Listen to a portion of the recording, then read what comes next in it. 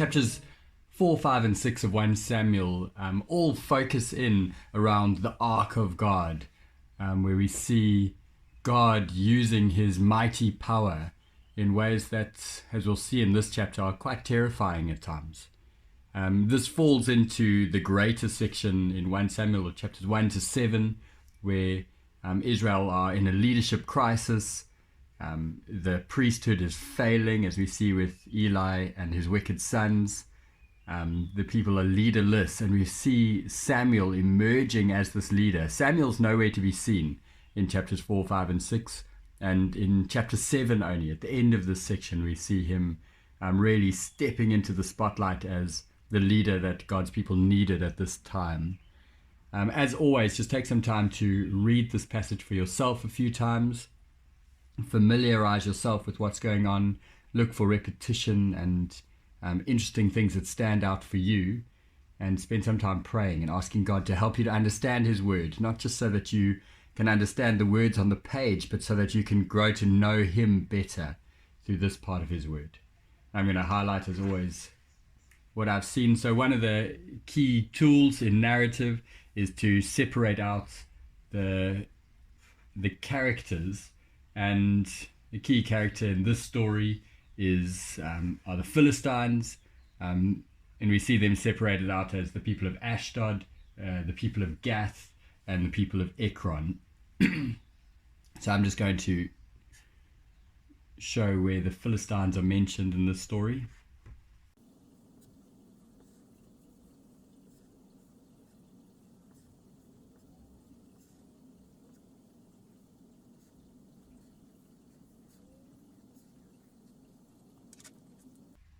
Just to help us to see the difference between these different cities, just going to mark them slightly differently.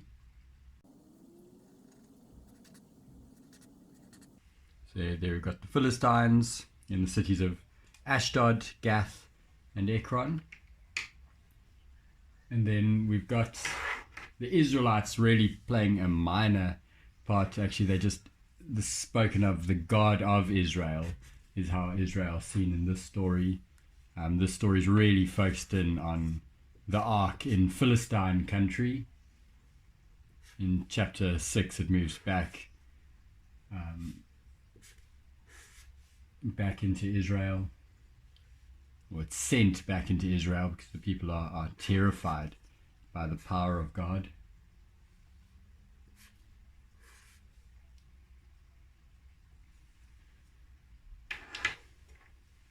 As I said up front, the ark of God is central in this part of the story.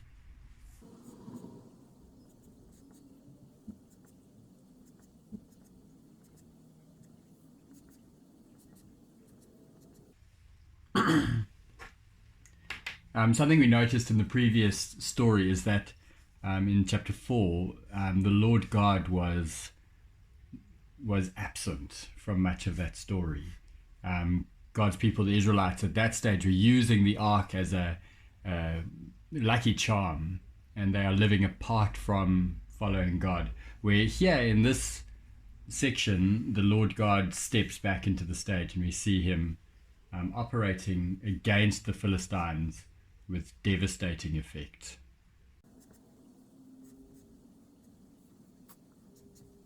A couple of other things that we see that are important just to note. So the Lord's hand was heavy on the people. And then the people say themselves, his hand is heavy on us and on our God Dagon. A similar phrase, his hand was against, and then his hand was very heavy on that whole city. So Dagon is another character that we see, particularly in focus in the first part.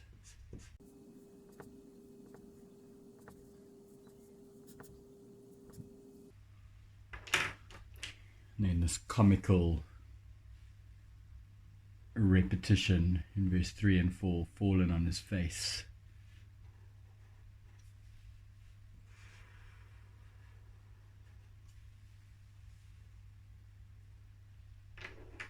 And then a tragic repetition in the second part, afflicted them with tumors.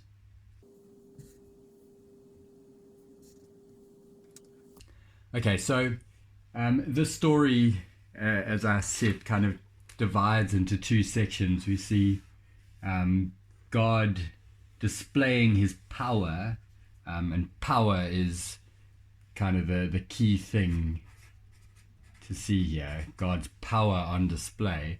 The first section, it's God's power on display against Dagon. The second section is God's power on display against the Philistines. Now, the stage is set in verse 1 and 2. They've captured the ark, they've carried it into Dagon's temple, and it's kind of, you get this picture of the triumphant Philistines placing the God of the Israelites in their God's temple as a real sign of, we are the victors. The Philistines are celebrating that they have won. And so now it's set up. The ark is taken into Dagon's temple and set beside Dagon. So the story is set up with this showdown between the Lord, who's connected with the ark, and Dagon. And round one of the fight was the battle in chapter 4, and it seemed as though Dagon won that one.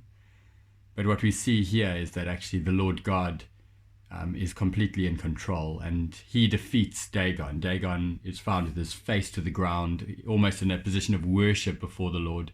Gets even funnier in verse 4, where he's fallen on his face again before the ark, but this time his head and hands are broken off. And then it says, and only his body remained. More literally in the Hebrew it says, and only Dagon remained. So break off Dagon's head and hands, and you're left with Dagon. He's as useless with them as he was without. He's as useless without them as he was with them. We also see this play on the idea of hands. So Dagon's hands are broken off, so he can't act. He never could. Where we see the heavy hand of the Lord at work. So the Lord's hand is active and it's heavy, where Dagon's hands are broken off and as useless as he is. And we see the Lord's power at work, bringing devastation, or more literally terrifying the Philistines. He's causing them to go into a great panic, and a deathly panic at the end. So we see God's power at work here with absolutely devastating effects. And this really just highlights for us how powerful God is. He is not a God to be trifled with or messed with.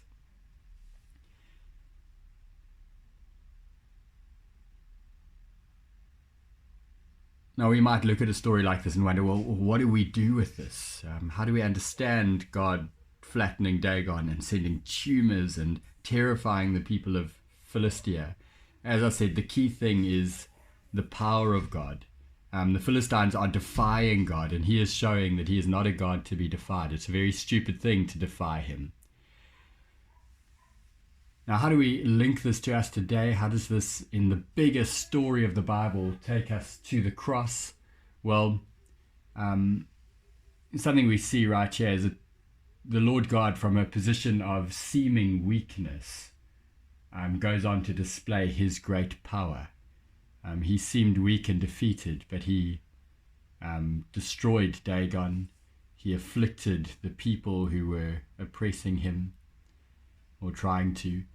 And that's a theme we see throughout the Bible. From a position of seeming weakness, God displays his great power. That is ultimately seen on the cross. What would have seemed as absolute weakness to everybody watching, Jesus dying on a cross, ended up being the ultimate display of God's power to save people who had rebelled and defied him. But God in his love saved us.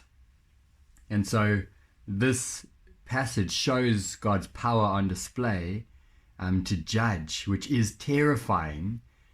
But in the greatest display of God's power, we see that God in his grace has made a way for defiant people like us to be saved, which should cause us to absolutely rejoice. So as you teach this, this is meant to make us see how great God's power is.